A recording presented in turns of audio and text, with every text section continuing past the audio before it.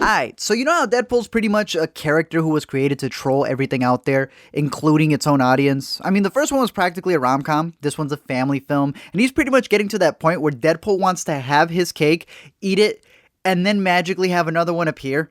Let me explain. So we all know that one of the biggest things, one of the things we've all been hyping up the most when it deals with superheroes recently is if they're gonna die. Logan hit you with that Greatest Showman where they decided to kill a character who's been around for like 2 decades. Infinity War dusted off half its roster in a snap. He got Superman dying in one movie, and then, you know, Cavill like put on Instagram that he was working out his mustache right after. I still don't understand why they had that casket thumping, considering that in Justice League, they revived him. Anyways, the Deadpool sequel starts off right away with Wade telling you that he wants to kill himself, and he does.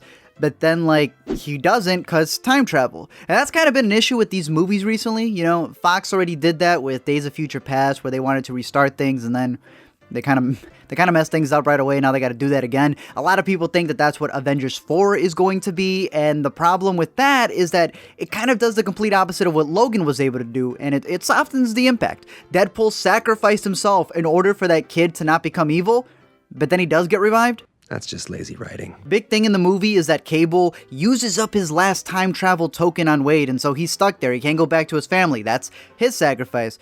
But then these girls who I didn't even know use the internet for anything other than Tumblr figure out how to assemble a time travel machine. That's just lazy writing. Bigger thing in the movie is the impact that Vanessa's death has on him, right? Because that's the whole reason that he's on this journey. But then he swaps that out too, because in the end, he's able to save her with time travel. And he could choose to save certain people. Heck, there's even a deleted scene that didn't make it in the movie because they thought it was a little too much, where Deadpool actually goes back in time to kill baby Hitler. But they didn't want that to be the last thing people saw in the movie. It's not like we're trying to remove a mustache. I bring all of this up because I hope that Deadpool doesn't fall into the same tropes that it's trying to make fun of. Getting the X-Men to appear, but then like doing the same thing that those Fox movies are doing. Bringing up Brown Panther and Black Widow only to kind of do the same story beats that you make fun of them for doing. Even the Brad Pitt joke where he's the cameo of the Vanisher, which interestingly enough, Ryan Reynolds, all he had to do was ask Brad Pitt and he was in it.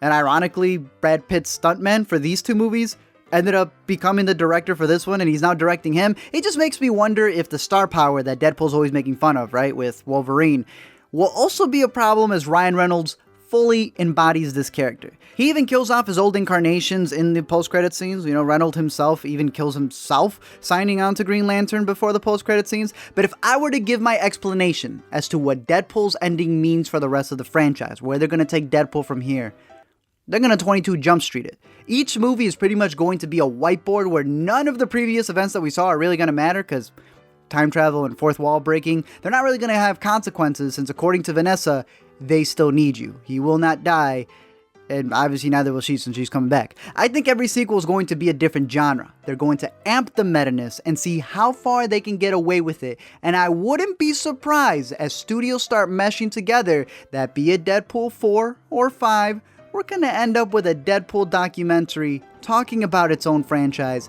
and all the other movies from his point of view. Ain't that a thesis right there? Thank you guys for checking out this video. Let me know your thoughts down below in the comment section, what you think of that ending. Is the meta-ness working for you? I know some people liked it in the first one. They don't really like it in the second one. They think that, you know, and it's true, just because you say something is corny and you make a corny joke, it doesn't stop the joke from being corny. So I'm wondering at what point the meta-ness will run out. But this is a theory that I do have on how they're going to play with genres. I'll expound it a bit more in another video. But let me know your thoughts down below in the comment section. Don't forget to comment, like, and subscribe.